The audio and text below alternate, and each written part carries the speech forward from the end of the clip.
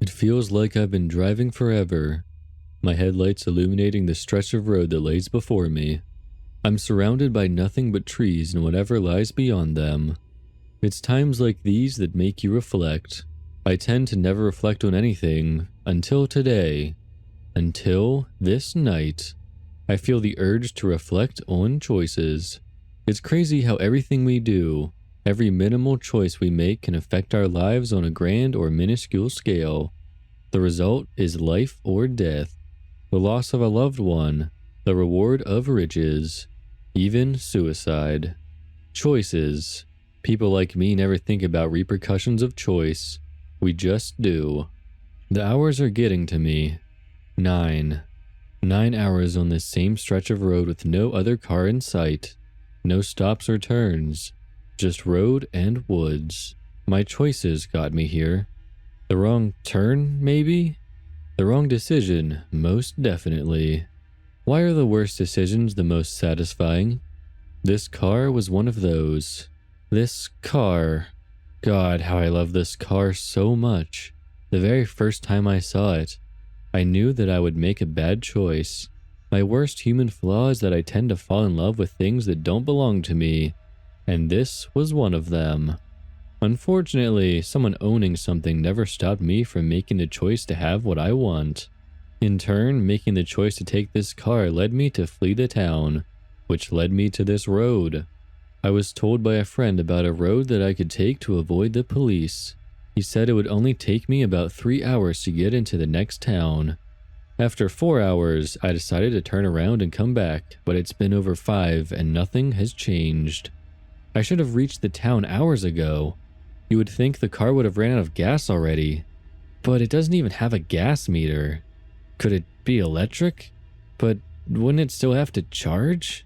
I'm terrified, but I love this car. It has an old-fashioned radio that oddly has only one station that plays the same song over and over again. Every 6 songs, a radio DJ, whose voice could be described as a cross between Lurch and Alfred, will come in and say a list of random names before replaying the song again. The names are different every time. There's no way to turn it off, but I love this car. I tune out the decrepit sounds. I can't stop. I can't brake, turn the wheel, shift gears, open the doors. Nothing. It's as if this car is alive and it doesn't want me to leave. Like it doesn't want me to leave this road. It must love me, like I love it. Choices. Hours pass like seconds. I can tell now that I'll be here forever. Crazy thing about choices. The smallest choice can have the grandest impact on one's life. The choice to take this car was just that. An eternity within it. An eternity on the same road listening to the same song. Are the names the DJ announces people that were in the same situation?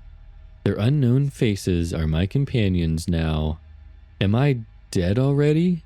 Is this purgatory or my own personal hell? Things that I will reflect on forever. Even though it has been a long time on this road, I am still terrified. You see, I have lost track of time, but have begun to notice the car getting slower every few hours. The thought of the car I love so much finally stopping after all this time should have filled me with relief, but when I mentioned being surrounded by trees and whatever lies beyond them, I meant whatever the things were that hid behind them.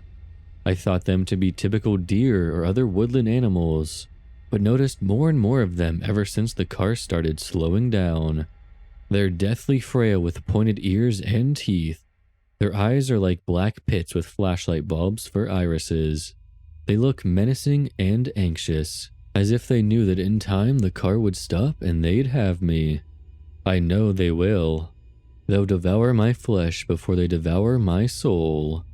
It will be extremely slow and excruciatingly painful. Crazy thing is, despite all the terrible things that have come from my bad choices, I still love this car, and it's about to stop.